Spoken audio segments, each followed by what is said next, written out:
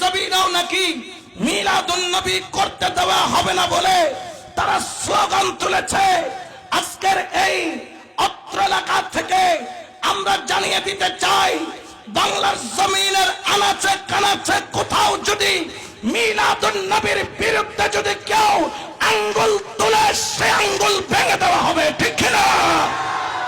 বাঁশখালীর জমিনে যারা বাধা প্রদান করার জন্য ষড়যন্ত্র করছো, খেয়াল রেখো এই ষড়যন্ত্র সুন্নির বিরুদ্ধে নয়, এই ষড়যন্ত্র মদিনাওয়ালার বিরুদ্ধে।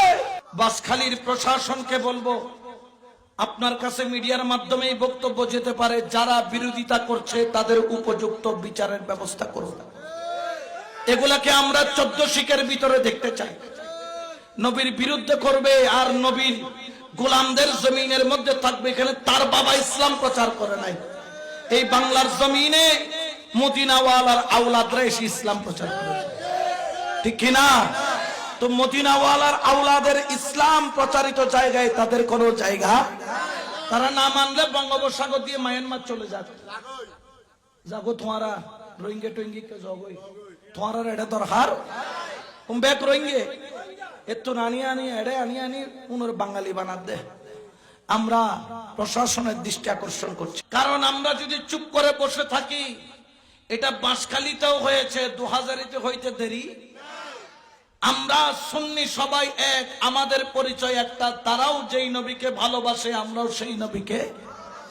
আজকে আমার নবীর মিলাদুন নবীর চট্টগ্রামের মতো বাঁশখালীর জমিনে যারা বাধা প্রদান করার জন্য ষড়যন্ত্র করছো, খেয়াল রেখো এই ষড়যন্ত্র সুন্নির বিরুদ্ধে নয়, এই ষড়যন্ত্র মদিনাওয়ালার বিরুদ্ধে। এই ষড়যন্ত্র শুধু মদিনাওয়ালার বিরুদ্ধে নয়, এই ষড়যন্ত্র আমার আল্লাহর বিরুদ্ধে হচ্ছে, ঠিক কিনা? তোমার ভালো না লাগলে তুমি মিলাদুন নবীর জুলুসে আসিও, তোমার আর নডাকি, কারণ আর জুলুসের মানুষ অভাব না পড়ে, ঠিক কিনা?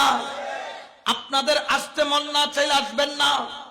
আপনারা যদি 16ই ডিসেম্বর ইয়াউমুল আযাদি উপলক্ষে আপনারা যদি 20-40 হাজার কর্মী নিয়ে জুলুস করতে পারেন, আপনার নেতাকে যদি আপনার সান্ডকওয়ালা মাইক্রোর মধ্যে বসাইয়া জুলুস করতে পারেন ইয়াউমুল আযাদি, স্বাধীনতা দিবস, বিজয় দিবস উদযাপনের লক্ষ্যে, তাহলে আমরা দয়াল নবীর প্রেমে কেন জুলুস করতে পারবো না, ঠিক কিনা? দেশ দামি না নবী দামি? জোরে বলেন না, কে দামি? নবী দামি।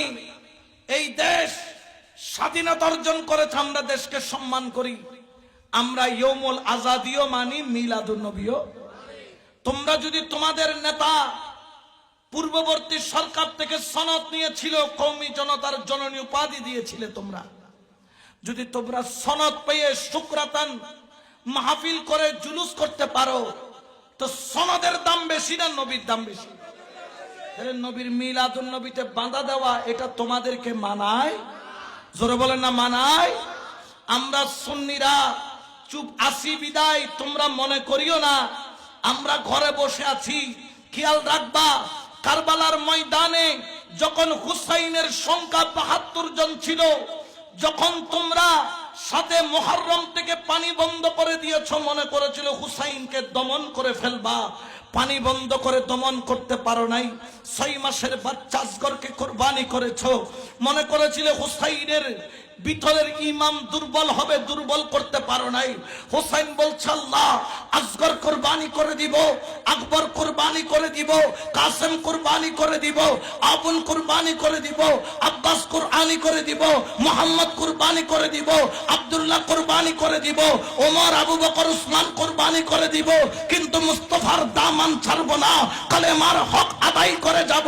হুসাইন বললেন আমিও কুরবানি হয়ে যাব, নানা জানের হক আদায় করে যাব। আজকের এই মাহফিল থেকে আমরা সুন্নিরা কণ্ঠ কণ্ঠে জানিয়ে দিতে চাই, এক হয়ে জানিয়ে দিতে চাই, হুসাইনের গোলামেরা এখনো জিন্দা আছে, ঠিক কিনা? আমরা দরকার হলে আমাদের জান কুরবানি করে দিব, মিলাদুন নবীর উপর একটা আঘাত আমরা আসতে দিব না। রাজি আছেন না?